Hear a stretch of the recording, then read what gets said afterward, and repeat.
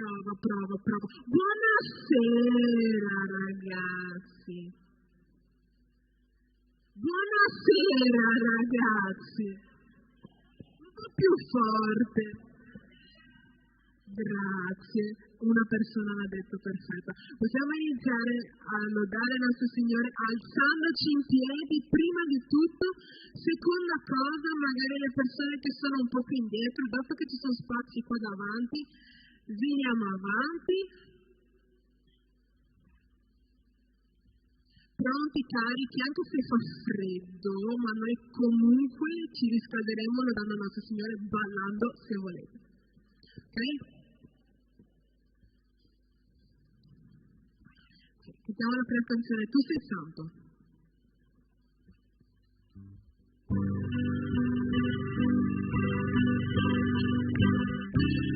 Possiamo battere le nostre mani.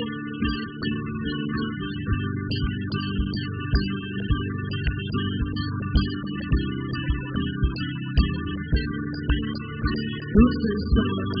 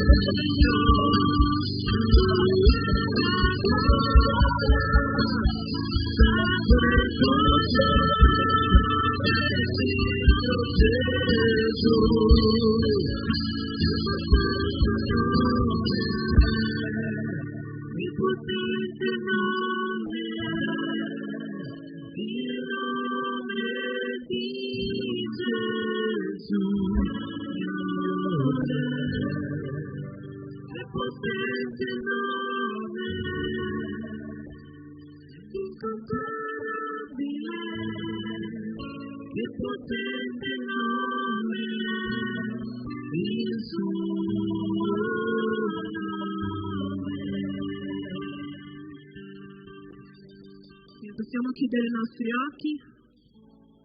Signore, che potente è il tuo nome, Padre. Tu hai il regno, tu hai la gloria, Padre. Santo il tuo nome, Signore. Tu ci hai presi, ci hai salvati da un mondo che non era per noi, Padre. Ci hai riscattati, Padre. E noi ti ringraziamo, ti lodiamo, Padre. Perché tu sei grande, Padre. Noi non sappiamo, non abbiamo nemmeno idea di quanto tu possa essere grande. Non sappiamo nemmeno che cosa tu farai nella nostra vita, Padre. Però sappiamo che tu sei grande, tu sei degno, Padre. E noi ti lodiamo per questo. In nome di Gesù. Amen. Potete sedervi.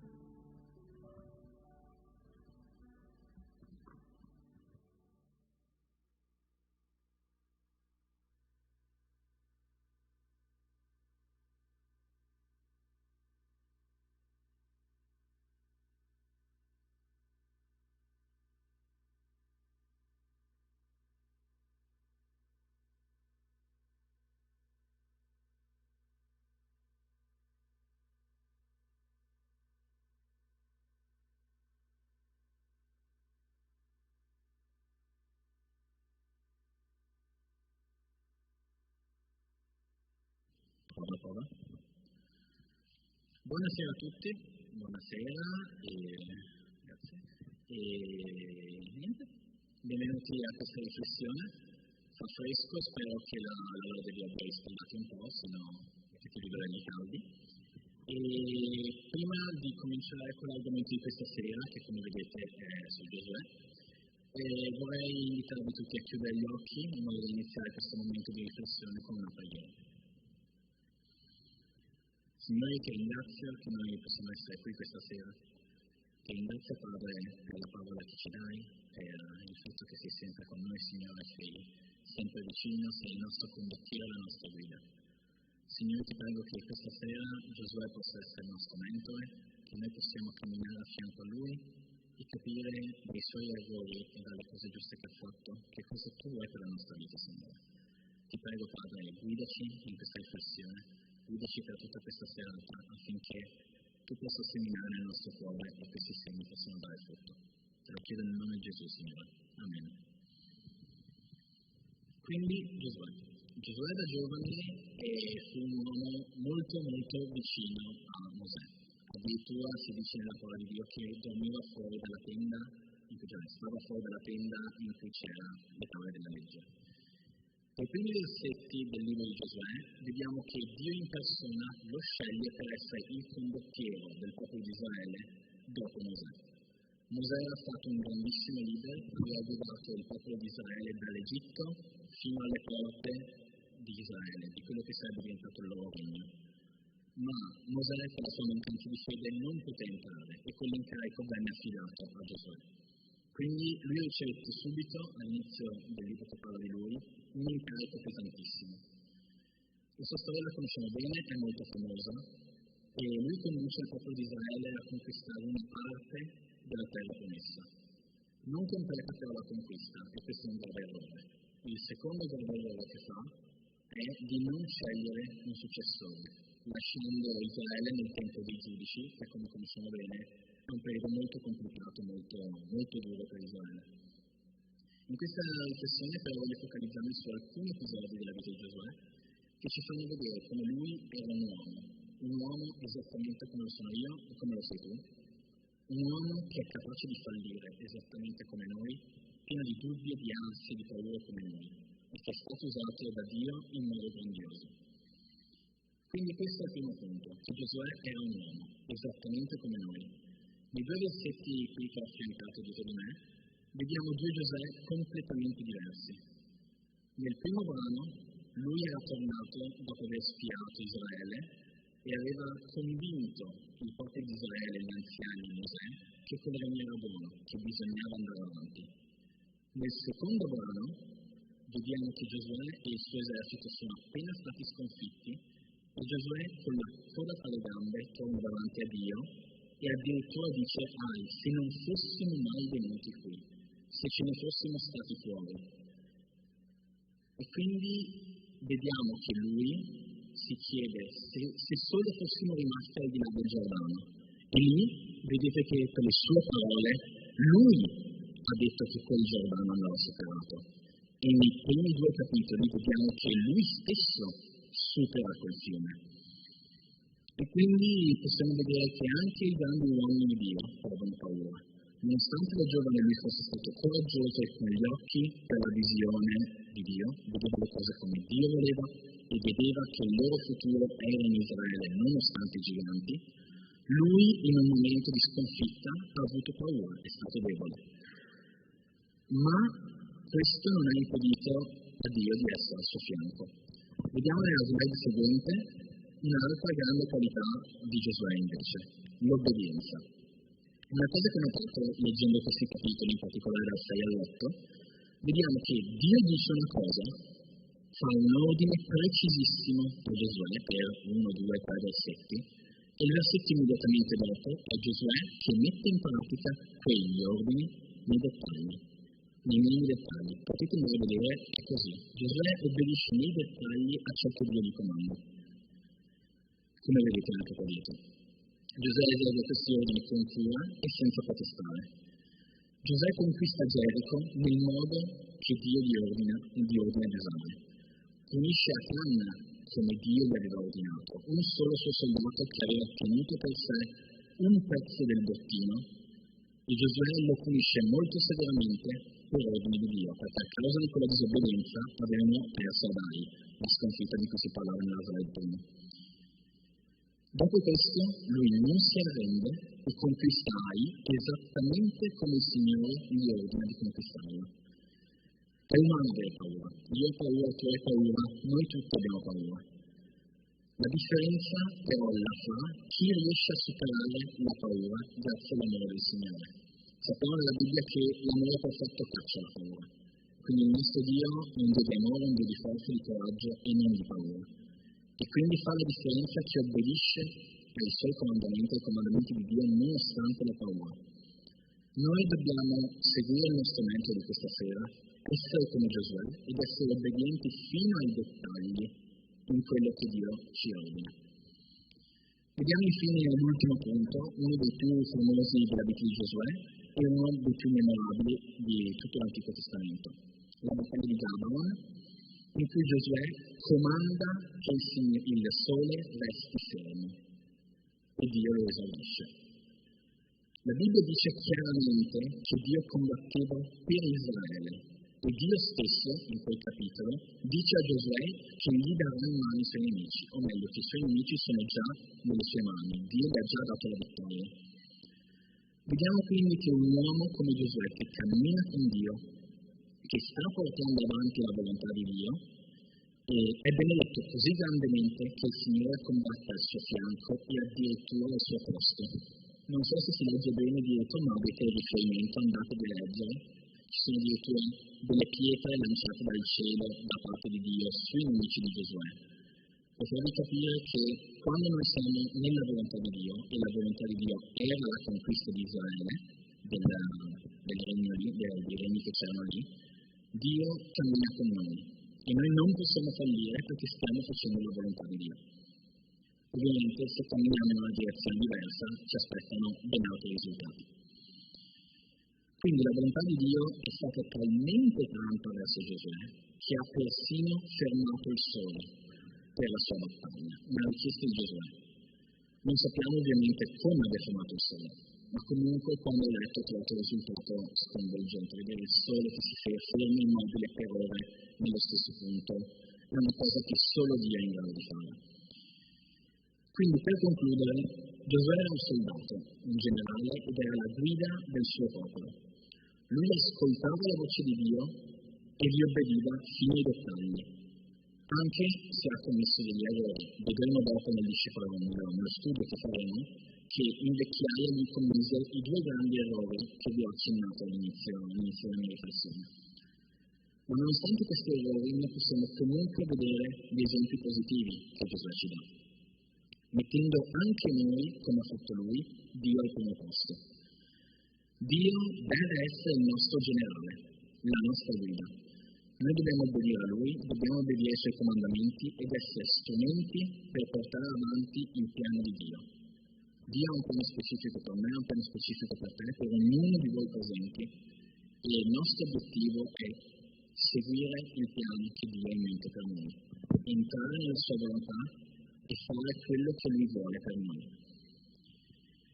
Questo piano ovviamente riguarda la nostra vita, le persone davanti a noi, intorno a noi, nel nostro caso Treviso, il Veneto, l'Italia, tutto il mondo, non importa dove, ma il Signore fa cose meravigliose con ciascuno di noi se glielo permettiamo, perché ovviamente non ci costringerà mai a farlo.